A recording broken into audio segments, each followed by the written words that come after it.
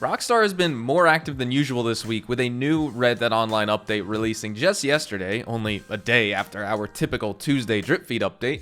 There's been some tweaks, fixes, and improvements made for PC along with a huge change that has impacted all players. For better or for worse, some players' favorite part of Red Dead Online recently seems to be in the past now, and we'll be getting into all of that in just a moment. For now, thank you so much for tuning back in, Hazard Gang. If you enjoyed this video at any point, or if you just find it helpful, let me know by dropping a like on it. And if you want to stay up to date with everything Red Dead Redemption 2 and Red Dead Online, and even Rockstar games as a whole, consider hitting that subscribe button with your bell notifications turned on.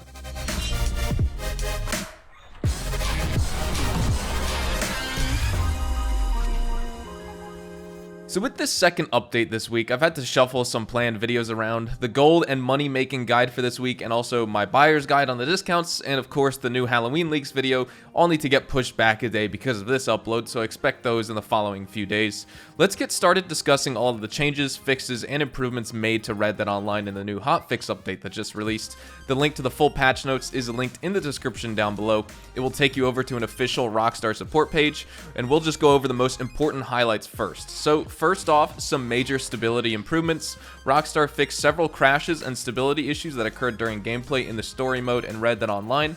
They also fixed an error GFX state crash that would occur when displays are connected or disabled while the game is running. And they also fixed another error GFX state crash that sometimes occurred when enabling and disabling HDR on some monitors and displays. Rockstar fixed a crash that would occur when switching between HDR and non-HDR displays in the settings menu. They fixed an issue that could prevent the game from launching on some displays with HDR enabled. They fixed an unknown error F crash that could randomly occur during gameplay in Red Dead Online. This one would happen so much to me. But Rockstar also fixed a crash that would occur when connecting or disconnecting controllers during gameplay, and also, lastly, fixed an issue that caused the game to become unresponsive when using DirectX 12 and losing window focus through Alt-Tab or other methods. Now, some of those you may not notice that often while you're playing, or just simply didn't realize how prevalent they actually are, but honestly, it's quite common to encounter these error issues that would cause crashes for Red Dead Online on PC if that was your main platform to play the game on. So it's good to see those at Rockstar Games trying to tackle more of these errors because the game, truth be told, has so many of those issues and they happen seemingly at random. Needless to say, I'm always a fan of patches that aim to provide more stability to Red Dead Online, so this is a good fix to see. But now, let's shift focus to some big improvements and bug fixes. Rockstar fixed 4 issues on this front: an issue that failed to apply appropriate auto-detected graphical settings after a new video card is installed. So for those of you who are going to install the new 30 series graphics cards when those release, you don't have to worry. Now, Rockstar also fixed an issue that caused graphical corruption to briefly occur when launching the game for the first time after an update. Fixed an issue that may have caused the active display to change during gameplay or when external devices are plugged in or removed. And lastly, Rockstar fixed an issue with flickering lighting on the pause menu that could occur on some systems using Vulkan and HDR. The pause menu flickering was also one issue in particular that was really starting to bug me, especially when I was streaming on Twitch, because it's never pleasant for folks to be watching and then have the screen start flashing all over the place. Now, this next fix wasn't included in the patch notes here, of course, because why would Rockstar ever do that, but it is a stealth change, and for many, a bad change to the game, and players really hate it. Over the past few weeks, we've had a smaller population of players in each Red Dead Online session. This has allowed for more dynamic events and also random encounters to spawn, and this also gave players an increased chance of finding legendary animals that they could choose to either kill or skin. Well, since then, that has since been patched on PC with this new update, and I wouldn't be surprised at all for PlayStation 4 and Xbox One players to see the same fix when Microsoft and Sony certify this same patch for their respective consoles. Initially, when we first discussed these low player population lobbies a few weeks back, I thought there would be an overwhelming support for it, and honestly there still was, but there were also a large amount of players that felt like having a high player count was better for the health of the game. You know, having player interaction beyond just PvP in the free roam and so forth. I personally much prefer dynamic events and legendary animals spawning over seeing a player run by me on the trail, but that's always been my preference, honestly, and it hasn't really changed all that much.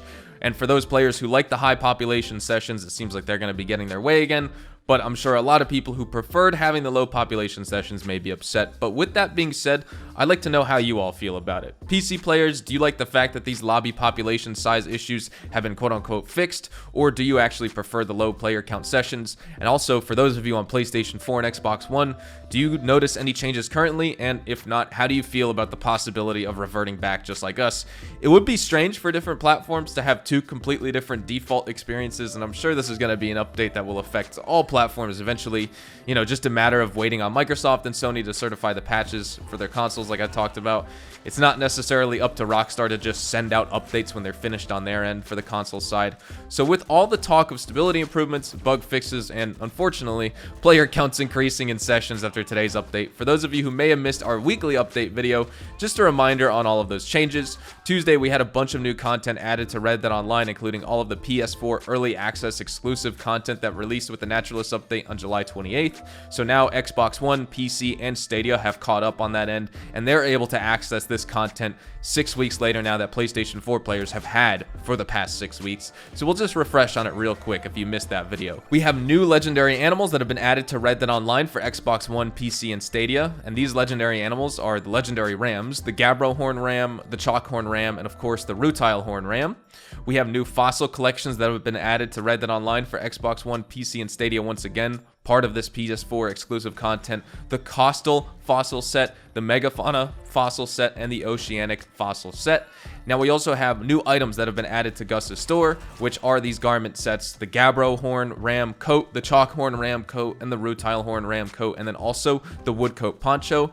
Now, for all platforms, new permanent clothing items have been added to the Wheeler Rawson & Company catalog, including the Summerdale jacket, the Gray Shot pants, the Sobel hat in new colorways, and also the Bartley cap in new colorways. And we also have new limited time clothing items that have been added to the catalog.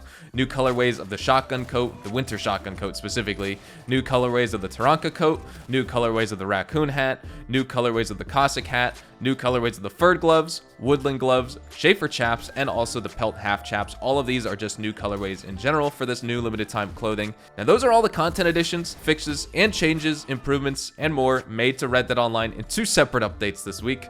One being the Tuesday drip feed update, and of course yesterday's hotfix to title update 1.23. Hopefully you're all caught up on all the news this week with this game, and hopefully you enjoyed the video. And if you did, hopefully I earned your like on it. And of course, if you are new to the channel, consider hitting that subscribe button to stay up to date with all things Red Dead Online, Red Dead Redemption 2, and even Rockstar games as a whole.